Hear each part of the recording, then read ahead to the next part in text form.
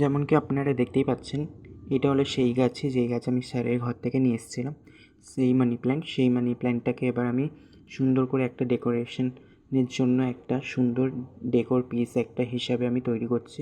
তো এখানে আমি একটা কাঁচের বাউল নিয়েছি, তার মধ্যে আমি কিছু স্টোন আর গুলি দিয়ে দিচ্ছি, মার্বেল দিয়ে দিচ্ছি, দিয়ে সুন্দর করে এটাকে ডেকোরেট করছি।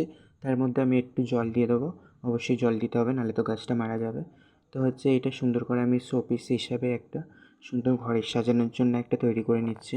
আপনারা অবশ্যই এমনি করে সুন্দর করে ঘরে আপনারা ছোটোখাটো বাটিতে কিংবা বোতলে করে সাজাতেই পারেন, খুবই ভালো লাগে দেখতে এবং খুবই সুন্দর লাগে। অবশ্যই ট্রাই করবেন। তো আপনাদের যদি এই ভিডিওটি পছন্দ হয় তাকে একটি লাইক করবেন।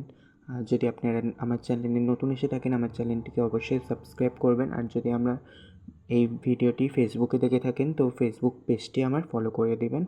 আর কমেন্ট করে বলবেন আপনাদের ভিডিওটি কেমন